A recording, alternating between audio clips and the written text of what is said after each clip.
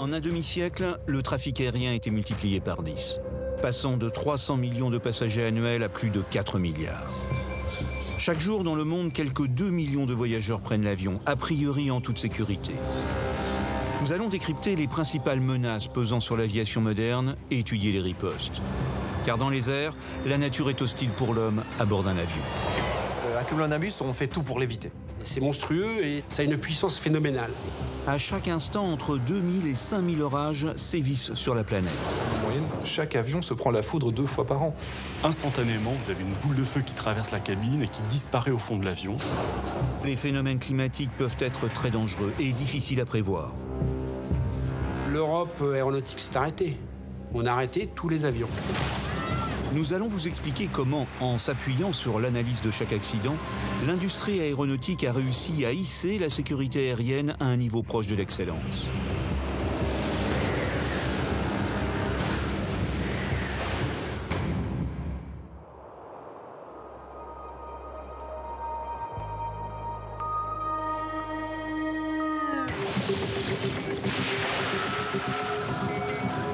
L'orage, le phénomène climatique violent le plus fréquent sur Terre. Chaque année, on enregistre 1 800 000 orages dans le monde, et la plupart croiseront la route des avions de ligne. Avec les orages, la première précaution à prendre, c'est de les détecter avant même de décoller. Dans chaque compagnie, on va vous remettre un dossier de vol qui va comprendre des cartes du trajet que vous allez faire, en fait, du vol que vous allez faire, avec la situation météorologique et les différents risques qu'il peut y avoir pour votre vol, c'est-à-dire les risques sur les orages, où est-ce que vous risquez de les rencontrer, les turbulences, où est-ce que vous risquez de les rencontrer. Donc ça, c'est une obligation réglementaire. Le pilote est obligé de partir avec ce qu'on appelle le dossier de vol météo. Donc il y a un vrai travail d'analyse par rapport à la trajectoire prévue de l'avion et la manière dont évoluent ces zones orageuses. Et pareil, dès le sol, on va déterminer avec son copilote, est-ce qu'on va plutôt privilégier tel niveau ou tel niveau? On va demander peut-être de changer de route et passer plus au sud que ce qu'on avait prévu. Ou même peut-être vous déciderez de ne pas faire le vol. L'information avant le décollage est donc un élément essentiel à la sécurité du vol. Mais si elle est nécessaire, elle n'est pas forcément suffisante. Le 4 avril 1977, l'équipage américain du vol 242 de Southern Airways est averti de la météo orageuse. On dirait qu'on va s'en prendre une bonne. Il s'apprête à décoller de Huntsville pour se rendre à Atlanta. On ne traverse pas des orages en pleine croisière, les pilotes. Leur métier, c'est d'éviter les zones orageuses. Or, la météo non seulement n'est pas une science exacte, mais surtout elle décrit une situation qui peut évoluer rapidement. Il faut savoir que la prévision météorologique se périme très vite, que l'atmosphère évolue très rapidement. Donc il va avoir obligation pour le pilote, au cours de son vol, de rafraîchir en permanence cette information. Southern 242, j'observe une série d'événements météorologiques. Il semblerait que ce soit un peu plus fort que ce que vous avez maintenant. En plein vol, l'avion se retrouve au cœur d'une zone orageuse. Et à l'époque, les radars météo embarqués n'étaient pas très performants. Je ne vois rien, on dirait juste de la pluie. Qu'en penses-tu? Il y a un trou juste là, c'est tout ce que je vois. On va pouvoir décrire effectivement une situation à orage dans un lieu, un secteur donné, mais on n'est pas encore capable, vu l'état de l'art, à cibler exactement le moment et la localisation exacte de cet orage. Donc il y a des limites. Et les phénomènes naturels à l'intérieur de l'orage peuvent être extrêmement violents. À 900 km/h, le DC-9 plonge brutalement dans un orage de grêle. En quelques dizaines de secondes, les deux moteurs sont détruits. Il ressort du cumulonimbus en vol plané. Il ne reste qu'une seule solution au pilote, tenter un atterrissage d'urgence. Je repère un champ dégagé. Bill, trouve-moi une route. On va prendre le prochain champ. Non, Bill. Et donc cet avion va s'orienter et va trouver un terrain, il va trouver une route en particulier, mais la route était un petit peu étroite et malheureusement, il n'a pas réussi à sauver tous les passagers. Il a réussi à viser sur cette route et à se poser, mais dans des conditions qui étaient vraiment trop mauvaises. Préparez-vous à l'impact!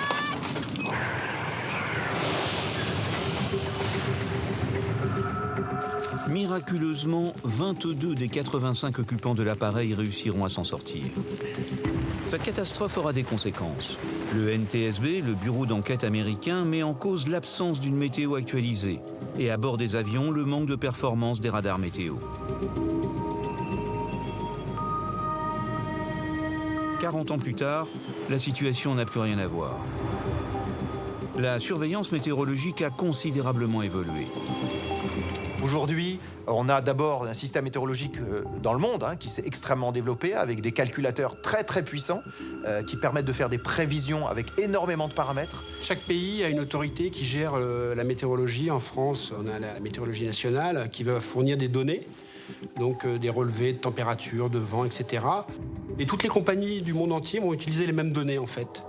Les datas, les données qui peuvent être transmises entre une station sol et l'avion permettent pendant le vol, quand un vol va durer 7, 8 ou 10 heures, pendant ce vol d'actualiser et de donner des informations encore plus fraîches à l'équipage. Et ça, c'est révolutionnaire, si je peux me permettre, dans la qualité de l'information qu'on peut avoir à bord. Tiens, on a reçu un nouveau bulletin météo. Ciel couvert et pluie avec risque d'orage, température en dessous de 20. Au-delà des dossiers météo préparés avant le vol et des bulletins régulièrement émis par les stations météo, la plupart des grandes compagnies comme Air France ont créé au sol des postes d'assistants techniciens. On les appelle les dispatchers. Alors plusieurs compagnies ont mis en place ce système de dispatcher. C'est quelqu'un qui va suivre votre vol en temps réel. Il va vous dire, à tel endroit, à droite de votre route, il y a des points foudre. À l'heure actuelle, on n'a pas ces éléments dans un avion puisqu'on n'est pas encore connecté à Internet. Ça viendra bientôt dans le futur. On commence à avoir des applications météo sur des iPads. Outre leur violence, les orages sont dangereux pour les avions car leur comportement est difficilement prévisible. Il y a des orages qui vont se créer sur place, avoir une durée de vie de l'ordre de 45 à 60 minutes, se développer sur place, mourir sur place. D'autres orages vont être embarqués dans une masse d'air qui se déplace. Il faut savoir que ces orages ne sont jamais très fixes, c'est des choses qui évoluent. Et parfois, à 5, 10 minutes ou un quart d'heure, on peut éviter des conditions difficiles. Et c'est au pilote de lire cette information. Est-ce qu'il sera judicieux pour lui de se mettre en attente? Au contraire, d'aller choisir un terrain de déroutement. S'il a les réserves suffisantes, il va prendre la sage décision d'attendre. Car un orage n'est pas seulement une menace dans le ciel. Au sol également, sa violence peut être dévastatrice. À l'image de l'accident du vol 1420 d'American Airlines. J'écoute. Ça devrait encore pas mal secouer. Vous voulez qu'on les fasse asseoir? Nous sommes le 1er juin 1999 et l'avion est en approche de Little Rock, en Arkansas, aux États-Unis. Les conditions météo sont exécrables. Mais suite à un problème technique, le vol a déjà pris 2 heures de retard. Le voilà, ton gros truc. C'est la foudre. Oui, t'as raison, on a intérêt à se grouiller.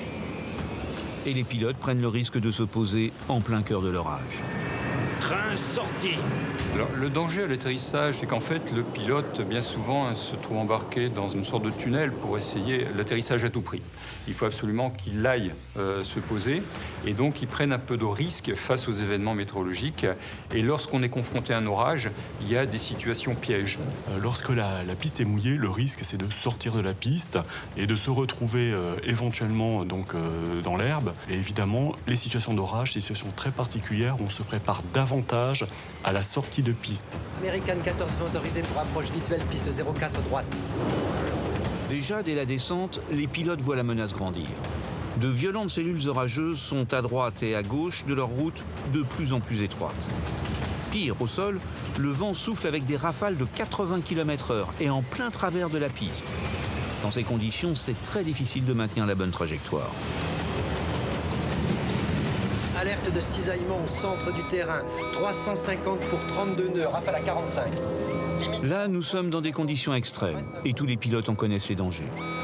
Le vent de travers, c'est quoi? C'est en fait, vous avez votre piste et vous avez du vent qui arrive sur le côté. Alors vous vous doutez bien que si le vent qui arrive sur le côté, il va pousser l'avion hors de la trajectoire.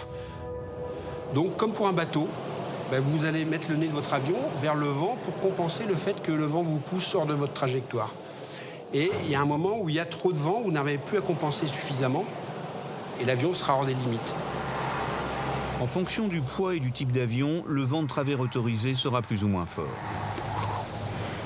Vous avez des limitations qui sont établies par le constructeur pour chaque avion, au décollage, à l'atterrissage.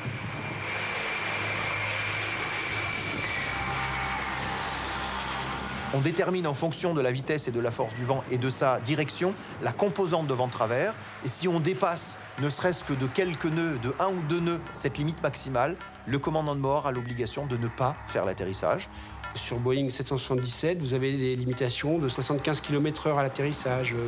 Vous avez des limitations que vous devez respecter et aussi en fonction de l'état de la piste. Il est évident que si la piste est mouillée, vous risquez plus de glisser et de sortir de piste. Donc les limitations de vent de travers seront plus faibles.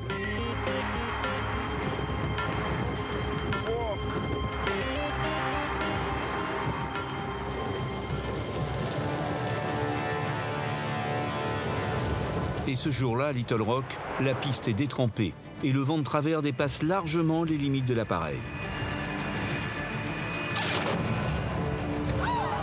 Les freins!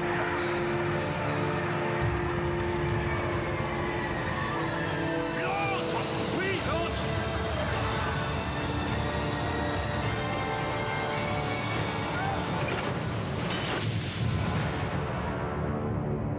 L'avion sort de la piste et se brise sur un terre-plein.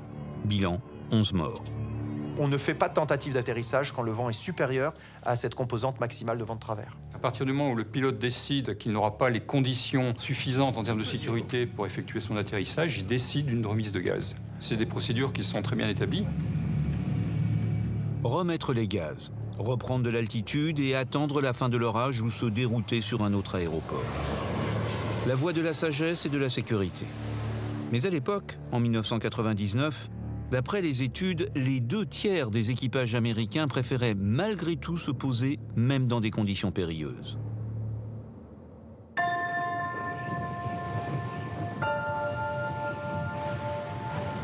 Pourquoi l'orage est-il aussi dangereux pour l'aviation ? En fait, c'est le nuage qui génère l'orage qui constitue la principale menace. Un nuage très particulier et facilement reconnaissable, le cumulonimbus. C'est un nuage en fait qui est ce qu'on appelle convectif, c'est la convection, une forte instabilité atmosphérique qui va générer ce type de nuage, très chaud au sol, très froid en altitude. En fait, c'est une énorme cheminée qui emmagasine de l'humidité. L'humidité monte, et elle va arriver au sommet, elle va créer un nuage qui est extrêmement haut et qui va se transformer en fait en enclume de forgeron. Il va être arrêté par une couche atmosphérique qu'on appelle la stratosphère. C'est une couche beaucoup plus stable de l'air.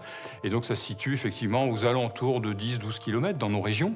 Et ça ne peut plus continuer plus haut. Et donc ça s'étale horizontalement. C'est monstrueux et ça a une puissance phénoménale. Ce qu'on voit nous au sol quand on voit une tornade, vous voyez, on a des films de tornades avec des vents extrêmement violents qui peuvent emporter des voitures et des maisons. On peut imaginer qu'à l'intérieur d'un cumulonimbus, sans avoir la notion de circularité d'une tornade, mais on a des gradients de vent et des gradients de trajectoire qui peuvent être extrêmement violents. C'est de l'ordre de grandeur entre 80 et 120 km/h. Donc imaginez, lorsque vous faites prendre par ces mouvements verticaux, ce que ça peut générer au niveau de la tenue de l'avion. C'est extrêmement dangereux. On n'ira jamais dans un cumulonimbus parce que l'avion peut être détruit dedans.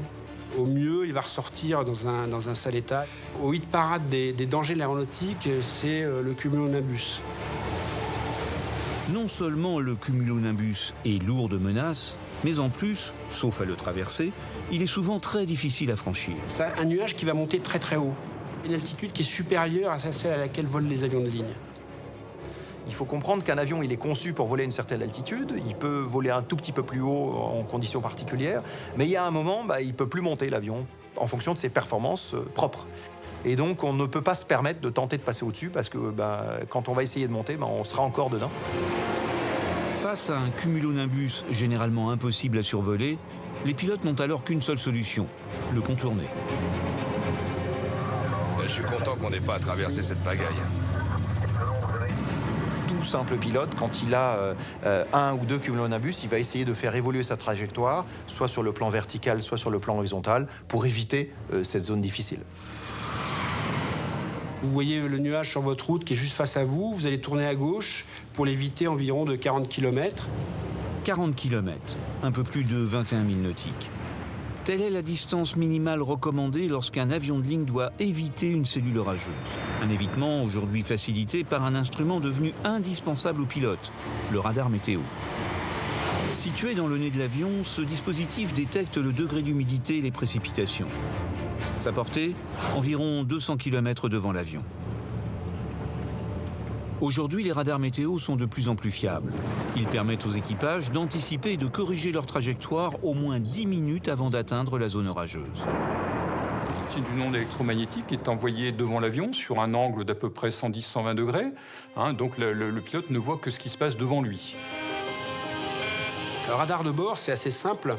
C'est un système qui va vous envoyer un signal et qui va mesurer en fait ce qu'on appelle la réflectivité de l'eau. Il est réglé pour mesurer en fait s'il y a de l'eau en face de vous. Il va vous renvoyer un signal et plus il y a d'eau, plus le signal sera fort. Donc moi, ensuite, sur mon radar météorologique, en fonction de la densité de ce nuage, je vais avoir des images qui vont être coloriées en fonction de la densité. Et quand c'est extrêmement dense et extrêmement mobile, comme dans un cumulonimbus, je vais avoir une couleur magenta, voire magenta brillante, ce qui me permet de déceler la qualité de la masse nuageuse que je vais traverser. A priori donc, le radar météo est la solution au problème. Mais faut-il encore l'utiliser correctement? Et cela demande un certain savoir-faire. Ça a beaucoup de pièges puisqu'à ces altitudes-là, si le pilote se contente en fait avec son radar météo de regarder droit devant lui, il ne va pas voir grand-chose. Il faut qu'il cherche avec son radar, en balayant verticalement l'atmosphère, il faut qu'il cherche en fait des zones où effectivement il pourrait y avoir des précipitations. Par exemple, l'antenne qui va détecter la pluie de vent ou les phénomènes météorologiques, vous êtes obligé de régler l'inclinaison de cette antenne manuellement. Donc il y a une fonction qu'on appelle tilt qui va pouvoir identifier précisément la présence de ces cumulonimbus. Demandez déviation à gauche. Barranquilla Ouest 708, demande déviation à gauche pour éviter formation. Ouest Caribbean 708, déviation à gauche autorisée. Auparavant, c'était plus difficile. Maintenant, vous évitez facilement ces orages. Ça ne présente plus de difficultés, sauf si vous avez des lignes d'orage, et ça peut arriver sur certaines destinations. Cette ligne de front orageux se trouve notamment dans la zone intertropicale de convergence, la ZIT, que les marins surnomment le poteau noir. Elle se situe autour de l'équateur et fait le tour de la Terre. En fait, c'est la zone la plus chaude de la planète, et donc ça va créer d'énormes systèmes convectifs. C'est dans ces zones-là qu'on rencontre la plus forte activité orageuse et surtout les cumulonimbus, les plus importants, les plus gros. En Afrique, on l'appelle également front intertropical. Et c'est au cœur de cette zone que les masses d'air chaud vont provoquer pluie et sécheresse. Et du fait que ce sont deux masses d'air qui viennent et qui se rapprochent, on comprend que dans toute cette ligne de rapprochement, on peut retrouver tout le long des cumulonimbus qui vont se créer. Vous êtes obligé de traverser cette zone de convergence intertropicale. Dès que vous allez faire des vols nord-sud, vous n'avez pas le choix. C'est une barrière au niveau de l'équateur, donc vous allez voir une multitude d'orages devant vous. Des éclairs de partout, ça s'éclaire la nuit, c'est incroyable. On a l'impression de voir un concert de Jean-Michel Jarre.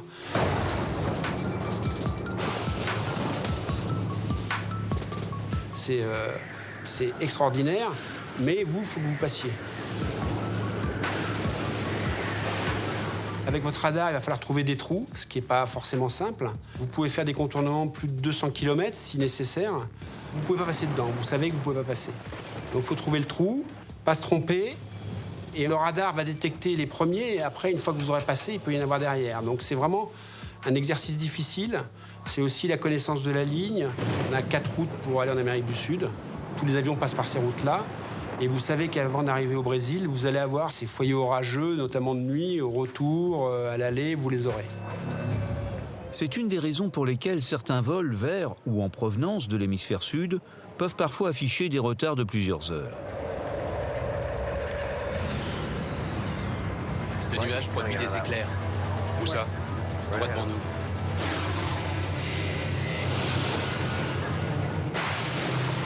Une autre composante spectaculaire de l'orage, évidemment, c'est la foudre. Un phénomène fréquent, notamment dans la zone de convergence intertropicale. En moyenne, un avion est foudroyé toutes les 2000 heures de vol.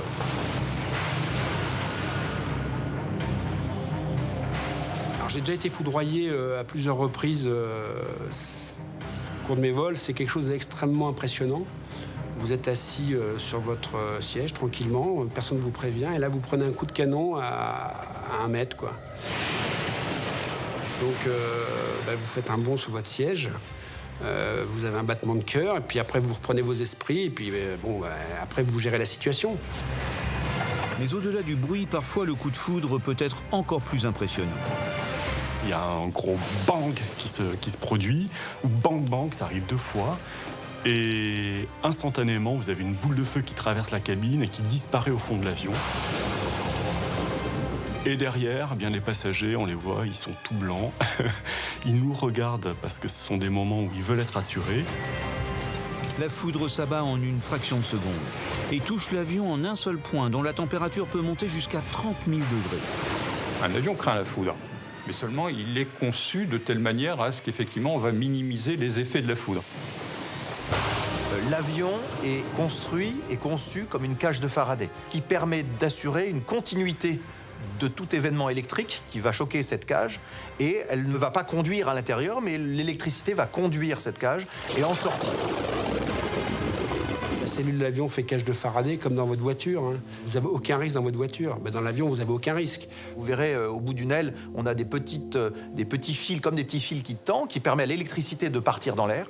Donc normalement, l'avion est complètement hermétique à tout événement extérieur électromagnétique.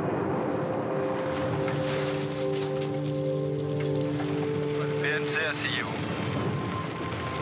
La foudre et les vents violents ne sont pas les seuls dangers au cœur des orages. À très basse température, l'eau se transforme en glace et en millions de billes de grêle, extrêmement dangereuses pour le transport aérien. Ces particules de glace, ils vont grossir, emportés par les mouvements verticaux ascendants, et ensuite retomber dans le nuage en continuant de grossir pour atteindre des diamètres relativement conséquents. Si le nez de l'avion a été endommagé, ça peut être problématique. Si ça a cassé des sondes, ça peut être problématique pour la poursuite du vol. Si ça vous a, comme ça arrive souvent, fendu tout le pare-brise devant, la visibilité du cockpit, elle est très diminuée. On a l'exemple d'un vol où à 15 000 pieds d'altitude, l'appareil s'est fait frapper par des grêlons qui avaient une taille de 12 cm, un diamètre de 12 cm, ce qui est quand même relativement impressionnant. Voici un exemple de dégâts causés par la grêle sur un Tristar. C'était en 2001. L'avion s'est posé en urgence, il n'a jamais redécollé et aujourd'hui est exposé à l'aéroport de Lyon.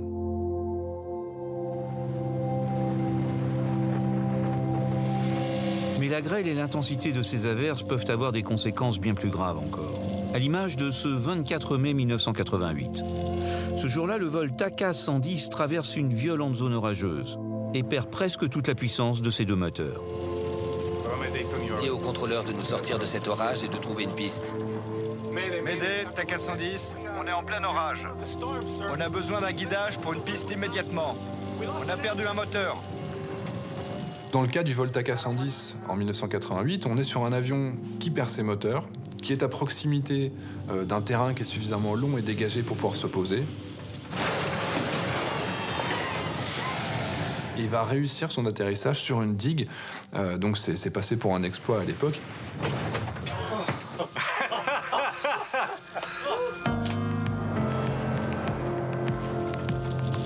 Par miracle et grâce au sang-froid du commandant de bord, l'accident a pu être évité et a permis aux enquêteurs d'analyser les causes de la double panne et de découvrir comment la grêle a pu étouffer un moteur d'avion.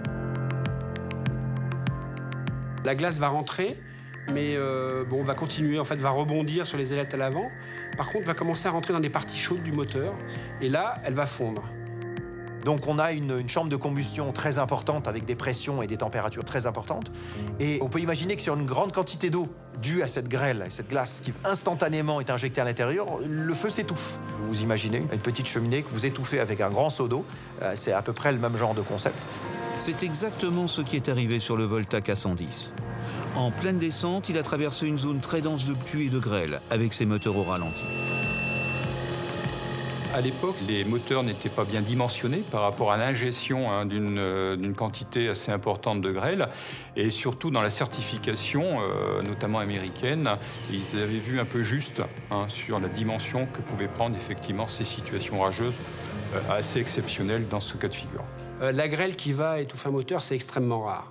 Vous allez subir la grêle, en fait, dans les basses couches, quand vous allez passer sous un orage pour vous poser. Vous n'attendez pas à avoir de la grêle, mais il y a de la grêle. Dans les années 80, les certificats ne prenaient pas en compte ce cas de figure. un moteur au ralenti devant ingérer une énorme quantité de glace. Les situations extrêmes sont difficilement modélisables. En tout état de cause, il faut comprendre que la certification prévoit 99% des cas. Malheureusement, ou très exceptionnellement, on a des situations qui sortent du commun. Ces situations sont simulées, mais la simulation ne couvre pas 100% des cas. À la suite de cet accident, CFM, le constructeur du moteur, a procédé à d'importantes modifications. La forme du cône a été modifiée, les aubes du réacteur ont été resserrées, des trappes ont été installées pour favoriser l'évacuation du surplus d'eau. Et aujourd'hui, les plus petits grêlons ne peuvent plus pénétrer au sein du réacteur.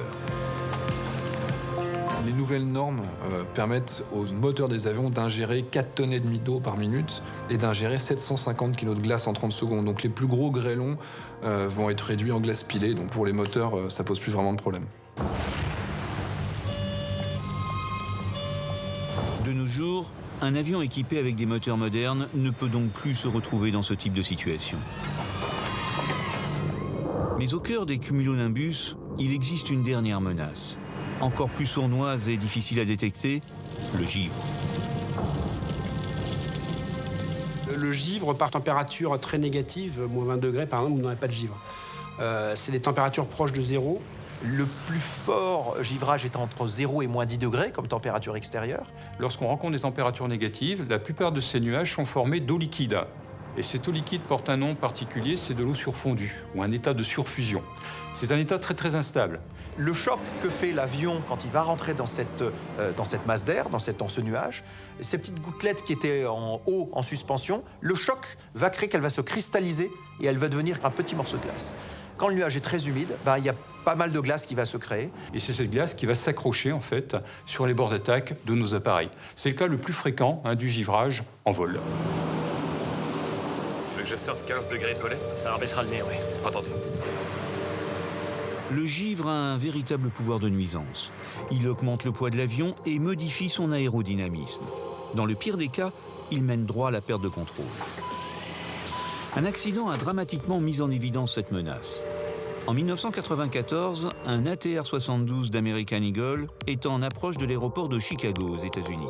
En fait, cet avion avait été mis en circuit d'attente dans une zone précipitante avec des températures de l'ordre de moins 2, moins 4 degrés. Et la glace est venue s'accumuler sur l'appareil. Chicago Control, nous entamons la descente pour l'altitude autorisée de 10 000 pieds. Eagle 184, circuit d'attente au sud-est sur Victor 7. Cantonné à 10 000 pieds d'altitude, environ 3 000 mètres, l'avion commence à accumuler du givre sur les ailes. Plus d'1 centimètre, au point de bloquer le fonctionnement des ailerons. Et cette trop grosse accumulation de gaz sur l'appareil, à un moment donné, c'était le décrochage brutal. Et impossible ensuite pour le pilote, bien entendu, de récupérer son appareil.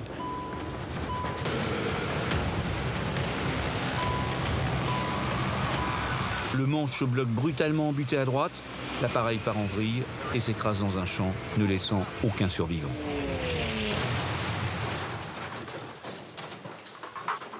Cette menace mortelle est bien connue de l'industrie aéronautique, car elle est aussi vieille que l'aviation. On peut avoir des centaines de kilos qui vont s'accumuler en glace sur l'aile. Premier élément important, donc l'avion va devenir plus lourd. Et il n'est pas conçu à ce moment-là pour dépasser une certaine masse. Et deuxième élément aussi, faut savoir qu'une aile est un profil aérodynamique. L'aile, elle est faite de telle manière que l'air qui passe au-dessus va accélérer et va créer de la portance. Et si ce profil est modifié, l'air ne va plus s'écouler correctement et on ne va plus avoir une portance suffisante. Depuis longtemps, les ingénieurs ont donc inventé des dispositifs anti-givrage, aujourd'hui très performants. En situation givrante, c'est au pilote d'activer ces systèmes de protection. Pas sur Boeing, mais sur Airbus, par exemple, vous avez une espèce de petit éton à l'avant du pare-brise.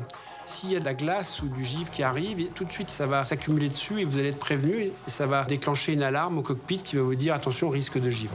2 moyens de dégivrer, réchauffer les pièces exposées ou briser la glace. Tous nos avions commerciaux sont très bien équipés en matière de dégivrage. Les moteurs, les entrées d'air sont dégivrés de manière électrique. Les bords d'attaque de nos ailes sont dégivrés. Soit on prend de la chaleur du moteur et on l'insuffle dans ces parties creuses, ce qui permet de la faire fondre. Soit on a des boudins qui vont faire exploser ces blocs de glace.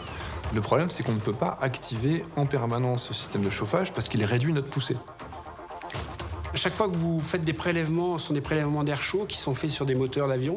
Donc vous perdez de la puissance, donc c'est quand même assez pénalisant. Donc vous ne pouvez pas les mettre tout le vol. Vous allez mettre uniquement vos dispositifs d'anti-givrage ou de dégivrage qu'en conditions givrantes. Il y a encore du givre. Ouais, t'as raison. Faut-il encore détecter ces conditions givrantes? Et le pire en la matière, c'est l'apparition en altitude de cristaux de glace. Les cristaux de glace, on les retrouve dans un nuage à état naturel, mais dans la partie haute du nuage, lorsque les températures sont déjà assez froides, les températures inférieures à moins 20 degrés. Et donc, on va se trouver confronté à de fortes concentrations de cristaux de glace à haute altitude. À la différence du givrage ordinaire, les cristaux de glace sont quasiment invisibles, donc encore plus dangereux. Vous avez un filament de nuages, et puis ce sont des cristaux qui sont tout petits, donc qui ne vont pas tomber parce qu'ils sont tellement petits qu'ils restent en suspension dans l'air. Les cristaux de glace sont trop petits pour être détectés par le radar météo. Ces cristaux de glace vont s'insérer dans des petites zones. On sait par exemple que les tubes de pitot, qui permettent de mesurer la vitesse de l'aéronef, peuvent être sensibles à ce type de cristaux de glace. Dès que le ice crystal rentre dans la sonde, elle passe instantanément de l'état de glace à l'état d'eau, et la sonde n'arrive pas à évacuer l'eau par son drain, et elle se bouche en fait. Vous avez votre sonde qui est bouchée. Il suffit que ça bouche, ce tube de pitot, et qu'on ait des indications anémométriques ou indications de vitesse qui soient erronées. La plupart des Airbus et des Boeing sont aujourd'hui équipés d'un dégivrage permanent des sondes pitot. Aujourd'hui, les ingénieurs météo et les équipementiers étudient de très près le phénomène de cristal de glace. Et leur but est d'être capable de prévoir et de détecter la menace. Donc, de réduire les risques.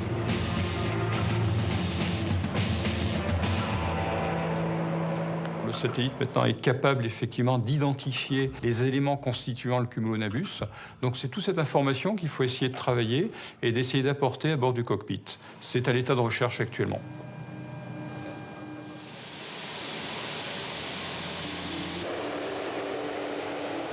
Aujourd'hui, n'importe où dans le monde, un avion est capable de décoller presque par tous les temps. Les leçons du passé ont été tirées, on a appris à gérer les risques du givre au sol, les tempêtes de neige et même pire, les pluies verglaçantes.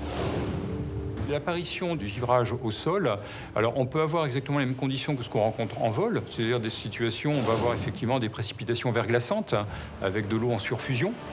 Lorsque l'avion est au parking, par exemple, par situation hivernale, il risque d'être couvert de neige ou d'autres phénomènes givrants qui peuvent mettre en place de la glace sur la cellule de l'appareil. USR 405, piste 13, autorisé au décollage. 363, autorisé au décollage, piste 29.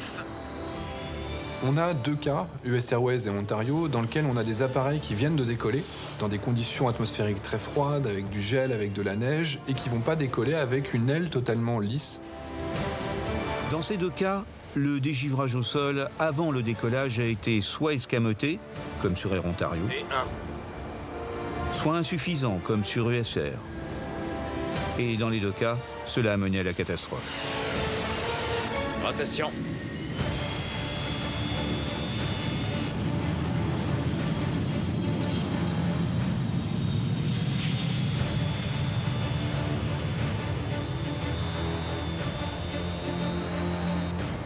L'avion, au décollage, si on ne fait rien du tout, dans son accélération et sa montée, très vite, avec la vitesse de déplacement de l'aéronef, va givrer au niveau des ailes. Finalement, l'aile, elle ne va pas voler pour les mêmes performances. Vous avez calculé que vous deviez mettre une certaine poussée pour pouvoir décoller.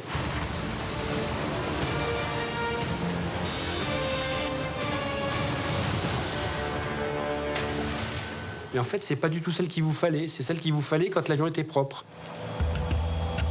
Aujourd'hui, les pilotes du monde entier se doivent de respecter ce concept de l'avion propre.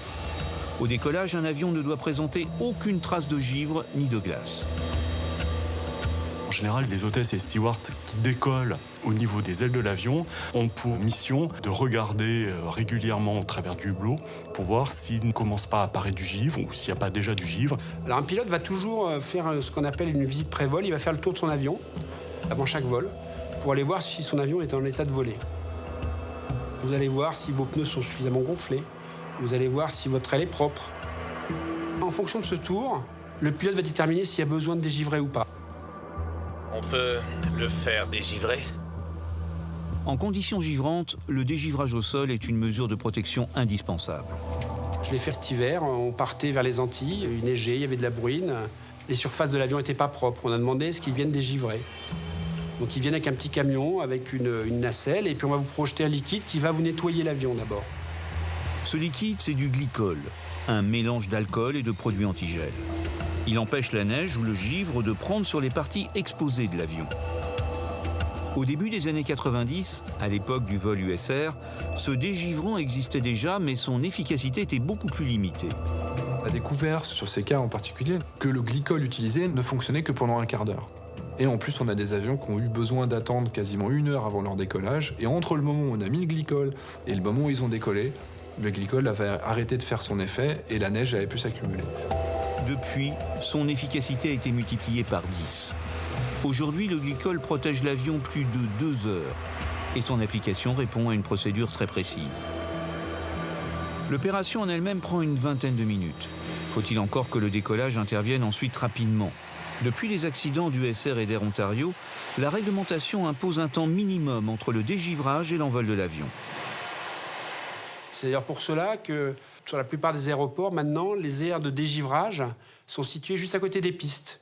Pour que, à partir du moment où vous avez nettoyé votre avion, dégivré votre avion, le temps entre le décollage et l'opération de dégivrage soit le plus faible possible.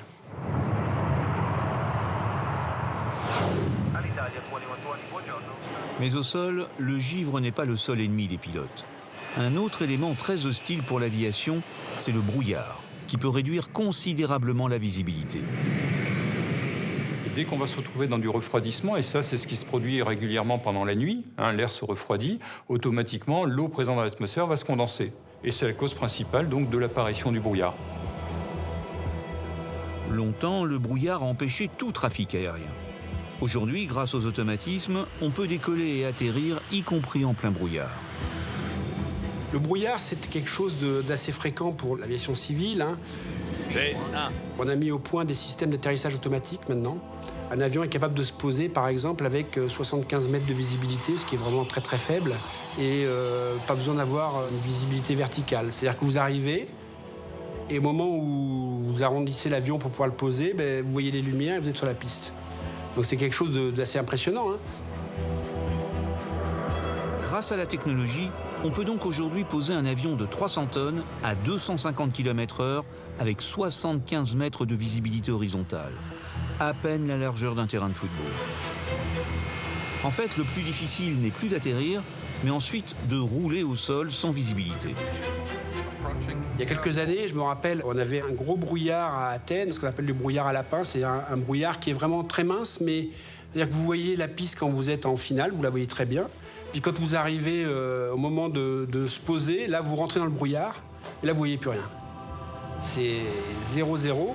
Et on s'est posé, on a mis 1 heure pour aller au terminal.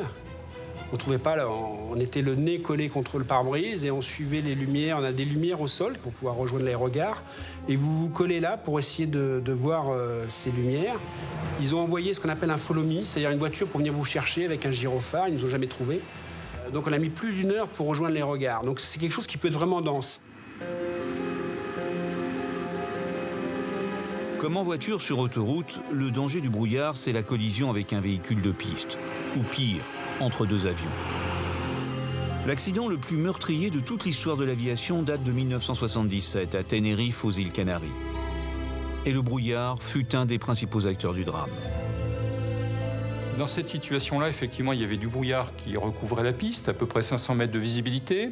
Donc, aussi bien les 2 équipages que le contrôle aérien ne se voyaient pas. Paname 1736, autorisé à remonter la piste derrière le KLM. Paname 1736, nous suivons le KLM. Un Boeing 747 de la Paname est en train de remonter la piste. Au même moment, sur la même piste, mais à 2 km de là, un autre Boeing 747 de KLM se lance dans sa course au décollage et atteint les 250 km/h.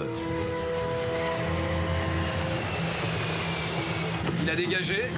Qu'est-ce qu'il y a? Est-ce qu'il a vraiment dégagé le Paname? Oui, évidemment.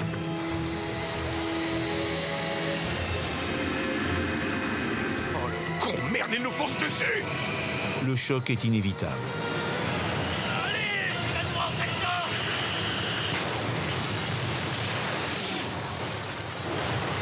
Le bilan est terrible. 583 victimes. Comme dans toute catastrophe aérienne, les raisons de l'accident sont multiples. Les enquêteurs ont identifié à l'époque 2 facteurs aggravants. Le brouillard, mais aussi l'absence de radar au sol pour guider les avions sur cet aéroport peu habitué à accueillir des gros porteurs. La catastrophe de Tenerife a été un élément marquant dans le domaine de l'aérien. Il n'y avait pas de radar au sol à cette époque, donc le contrôleur aérien, en période de brouillard, il n'avait absolument aucune connaissance de la position des avions, autre que de se faire une représentation mentale depuis leur roulage sur le cheminement qu'ont pris chacun de ces aéronefs. Je ne les vois plus. Je n'ai plus de contact visuel avec eux. Il nous faudrait un radar au sol. Comment veux-tu faire décoller des avions par un temps pareil? Évidemment qu'il faut un radar. Heureusement, maintenant, on a ces systèmes de cartographie à bord qui nous facilitent quand même grandement la tâche. Des cartographies sur lesquelles l'avion est positionné et on le voit évoluer par rapport à l'environnement des taxiways, donc c'est-à-dire les routes sur lesquelles vous allez rouler.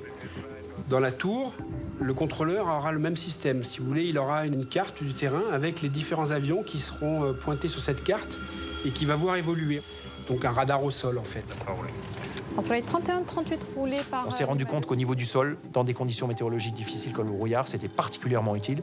Et aujourd'hui, la plupart des grands aéroports internationaux sont équipés de radars au sol, ce qui permet de confirmer aux pilotes et surtout aux contrôleurs aériens la position des aéronefs et de pouvoir les faire cheminer, les faire circuler au sol de manière beaucoup plus sûre et évidemment éviter ce qu'on appelle les incursions de piste, c'est-à-dire quand une piste va être utilisée au décollage ou à l'atterrissage, elle est réservée à cet effet et personne n'a le droit de traverser les protections de cet espace. Le paradoxe est total. L'accident le plus grave de toute l'histoire de l'aviation a eu lieu au sol. Alors que souvent pour les passagers, le risque le plus évident est en vol, notamment lors de la traversée des fameuses turbulences. C'est quelque chose qu'on redoute énormément à bord parce qu'on sait que ça peut blesser des passagers. Il y a des vols où vous avez 4-5 blessés parce que les passagers qui ne sont pas attachés peuvent monter au plafond. Quand ils retombent, ils peuvent se faire des fractures. C'est quelque chose d'extrêmement violent.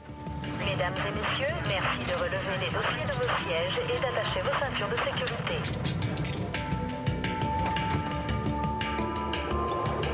L'exemple qui me revient souvent à l'esprit, c'est sur une nuit de vol en rentrant de Johannesburg. L'avion est parti vraiment dans une zone de turbulence non prévue, très forte.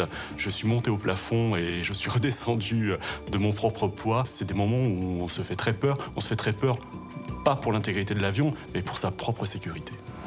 Le vrai risque est donc pour les passagers et le personnel de bord s'il n'est pas attaché. En revanche, l'avion, lui, est conçu dès le départ pour résister aux turbulences les plus violentes. Les premiers avions d'une série, quand ils sont construits, on les fait travailler par exemple sur les ailes. On met des forces sur les bouts d'ailes de plusieurs dizaines ou centaines de kilos, voire à la tonne, et on les fait travailler en haut et en bas pendant plusieurs dizaines, voire centaines de fois. Tout ça pour chercher les limites de structure. Alors je sais que ça stresse beaucoup de passagers, parce qu'ils ne savent pas ce qui se passe, ils ont peur, ils se disent les ailes vont se détacher, on va perdre l'avion. Pas du tout, non, il n'y a aucun risque. Vous restez attaché avec votre ceinture, il n'y a aucun risque. Pour les passagers, les turbulences sont toujours un peu mystérieuses. D'autant qu'elles peuvent apparaître, y compris dans un grand ciel bleu sans aucun nuage. Quand on n'a pas de nuages, on a des turbulences de ciel clair. Il fait grand beau, grand ciel bleu, et on peut se retrouver avec des fortes turbulences. Très localement, on va rencontrer des courants de vent très puissants, mais très localisés, qu'on appelle des courants de jet. Là, ça va être tout simplement lié à des masses d'air qui ont des directions de vent ou des intensités de vent qui sont très différentes. Ça peut atteindre des vitesses de l'ordre de 300-360 km/h. Et donc plus c'est rapide et plus le flux va être désorganisé. Et c'est ça qui va générer en fait de la très forte turbulence, mais en dehors de toute formation nuageuse. Ce sont des phénomènes qui ont lieu en haut de la troposphère. La troposphère, c'est tout l'espace qui est au-dessus de la Terre, dans lequel évoluent les avions de ligne. C'est là où se passent tous les phénomènes météorologiques. Et puis, il y a une petite couche juste au-dessus de la troposphère, qui n'est pas très grande, qui fait 3000 mètres, qui nous sépare de la stratosphère, qui est l'espace en fait. Et puis les avions de ligne, malheureusement, ils vont évoluer juste à ce niveau-là. Et on sait que c'est là qu'il y a des vents violents, c'est là que vous allez avoir des turbulences. Et lors d'un vol, elle peut évoluer, cette surface, et vous allez la couper à plusieurs reprises. Et vous aurez donc des turbulences à plusieurs reprises.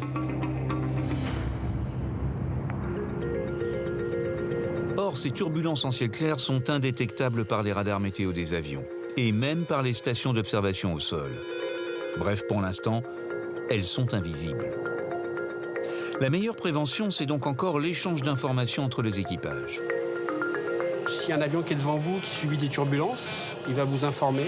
C'est quelque chose qui est extrêmement bien développé aux États-Unis. Il va vous dire, écoutez, moi je suis 10 minutes devant vous et j'ai eu des turbulences à telle altitude. C'est les avions souvent qui vont être à des niveaux comparables aux nôtres, qui vont être juste devant nous ou 2 fois devant nous, qui vont pouvoir nous informer. C'est un peu comme les systèmes qu'on voit à l'heure actuelle pour les voitures, pour vous prévenir qu'il y a un accident à tel endroit, etc. Ces procédures permettent d'anticiper et de prendre les précautions adéquates. Mais pour réduire ou supprimer les turbulences, les pilotes n'ont qu'une seule solution, changer de niveau de vol. Il faut pouvoir monter au-dessus si les performances de l'avion vous le permettent, ou descendre s'il n'y a personne en dessous. On le fait régulièrement. Quand on a des turbulences comme ça, on va essayer de sortir de ce phénomène-là par le haut ou par le bas, mais ce n'est pas toujours possible. Quoi qu'il en soit, la majorité des vols sont soumis à des turbulences plus ou moins fortes.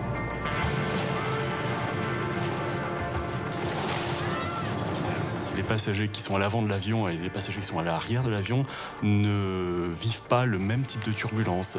Il arrive parfois que les turbulences soient très très faibles à l'avant d'un avion et elles soient très puissantes à l'arrière, alors que c'est la même zone de turbulence. Le centre de rotation de l'avion, c'est devant le nez de l'avion et l'avion va bouger par rapport à ce centre de rotation comme ça. Donc si vous êtes au cockpit, là, ça va pas beaucoup bouger. Par contre, si vous êtes à l'arrière de l'avion, ça va énormément bouger. Voilà pourquoi la première classe et la classe affaires sont toujours situées à l'avant de l'appareil, la zone la plus confortable.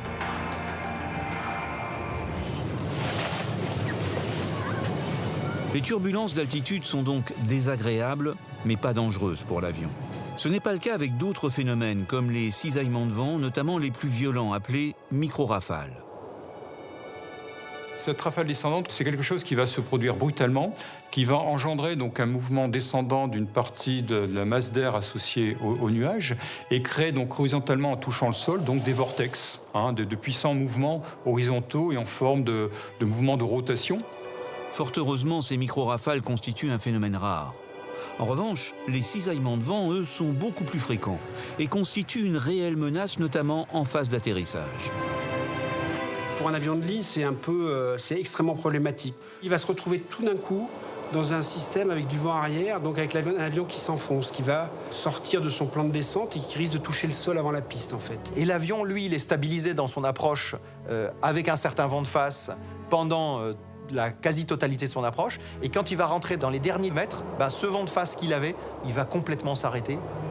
Et en fait, on peut avoir des diminutions très brutales de la vitesse, voire des risques de décrochage, qui sont très difficiles à gérer. C'est ce qui est arrivé sur certains avions de ligne qui ont été confrontés à des forts cisaillements de vent. Dans ce domaine, un accident est resté dans les annales de l'aviation. Nous sommes le 2 août 1985 à Dallas, aux États-Unis. Un appareil de Delta Airlines est en approche quand, victime d'un cisaillement de vent, il décroche brutalement et en quelques secondes est littéralement projeté au sol.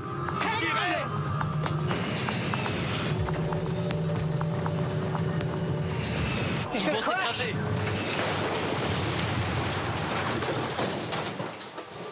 Le cisaillement de vent, au début, a été un phénomène qu'on avait du mal à gérer, puisqu'on avait du mal à l'anticiper. Le pilote était souvent surpris par ce genre de situation. Et aujourd'hui, c'est quelque chose qui est complètement géré. On n'a quasiment plus d'accidents de ce genre, puisqu'on a un système qui permet l'information du pilote et qui permet la gestion. On ne peut pas le contrarier, ce cisaillement de vent. On ne peut pas remettre du vent à la place. Il existe. La seule différence, c'est qu'on le gère, on sait l'anticiper. Poussez à fond. À fond. À fond.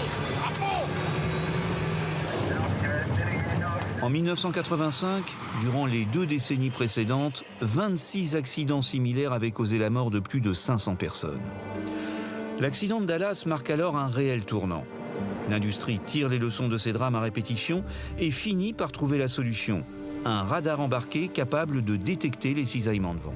Cisaillement de vent, c'est une direction de vent qui bouge très rapidement ou une intensité de vent qui va bouger très rapidement. Et si les gouttelettes d'eau, le radar va détecter qu'elles bougent très rapidement avec des vitesses très rapides, il va nous prévenir qu'il y a du cisaillement devant nous. Aujourd'hui, les radars météo des avions sont devenus des détecteurs de cisaillement de vent. Ils sont capables de prévenir les pilotes jusqu'à 1 minute avant l'arrivée du phénomène.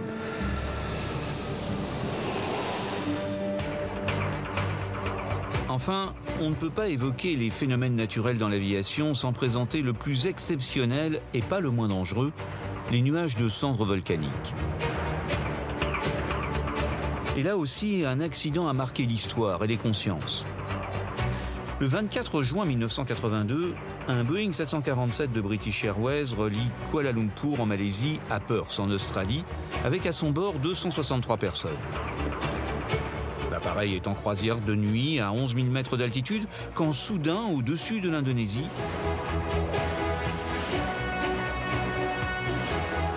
Quand est-ce que ça a commencé?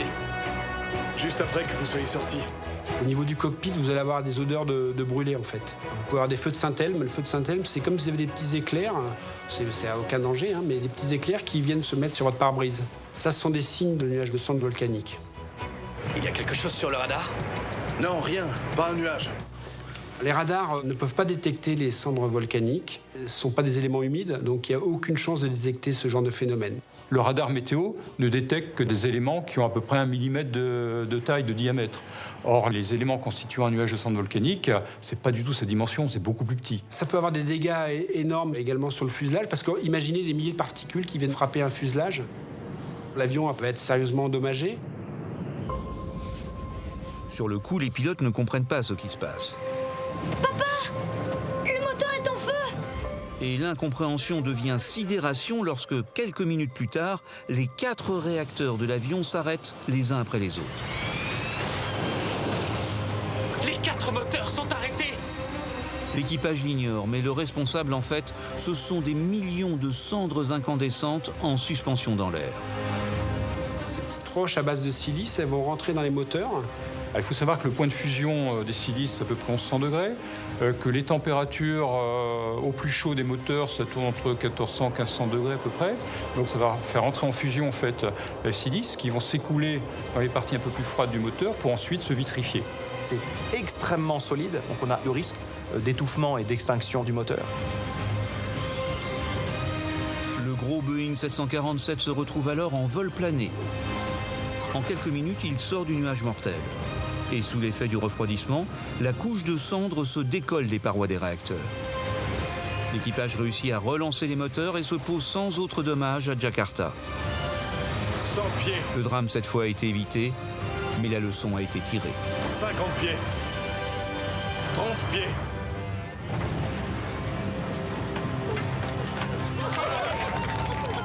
Le seul mot d'ordre des constructeurs d'avions, c'est éviter les nuages de cendres volcaniques. Et on l'a vu dans l'épisode du volcan islandais, l'Europe aéronautique s'est arrêtée. On a arrêté tous les avions. Le nuage, comme le nuage du volcan islandais, c'est des projections extrêmement élevées en altitude. Ce qui va effectivement poser problème, ce sont les volcans avec une forte éruption qui peuvent envoyer des cendres jusqu'à 15 voire 20 km d'altitude pour les volcans indonésiens par exemple, et qui vont ensuite se balader à travers la planète pendant plus d'une année. Ces volcans sont non seulement surveillés au niveau même de leur éruption, au niveau de la zone elle-même, mais dès qu'il y a une éruption, il y a tout un système de surveillance qui se fait de manière à bien déterminer les conditions initiales et de pouvoir suivre ensuite toutes les heures le déplacement de cette masse d'air. Dans le monde, 9 stations ont en charge la surveillance des phénomènes volcaniques. La France participe pour une bonne part à cette surveillance puisque le centre principal est à Toulouse et a comme région en fait, de surveillance une bonne partie de l'Europe, toute l'Afrique et une bonne partie de l'Asie. Une surveillance a priori efficace puisque depuis sa mise en place en 2000, on n'a dénombré aucun accident aérien lié aux cendres volcaniques. Au fil du temps, le monde de l'aérien s'est donc adapté aux différents phénomènes climatiques. Mais dans les prochaines années, la technologie devrait encore permettre d'augmenter le niveau de sécurité. Une nouvelle génération de radars commence en effet à intégrer les avions les plus récents, comme le Boeing 787 ou l'Airbus A350. On l'appelle le radar multiscan. Ce sont des radars qui vont permettre en fait de scanner dans les 3 dimensions l'atmosphère face à l'appareil et de restituer en fait directement une image sur le plan vertical. Vous ne louperez plus un orage. En quelques minutes, ça peut monter un cumulonimbus. Il n'était pas devant vous et puis il peut apparaître d'un coup devant vous. Ben, le radar multiscan, il va être capable de le détecter. Et il est capable de prédire certains phénomènes comme de la grêle qu'on n'est pas capable de voir forcément avec les radars normaux. Il est capable de vous prédire, alors ce n'est que de la prédiction, hein, de la turbulence en air clair. Il est capable de faire beaucoup plus que ce que fait un radar à l'heure actuelle. De nos jours, 8% des accidents sont causés par les conditions météo, 2 fois moins que dans les années 60. Les efforts des ingénieurs aéronautiques ont porté leurs fruits. Mais aujourd'hui, sous l'effet du réchauffement climatique, de nouveaux défis sont à relever. Certaines études scientifiques prévoient l'avenir des turbulences de plus en plus fortes et fréquentes dans les grands couloirs aériens.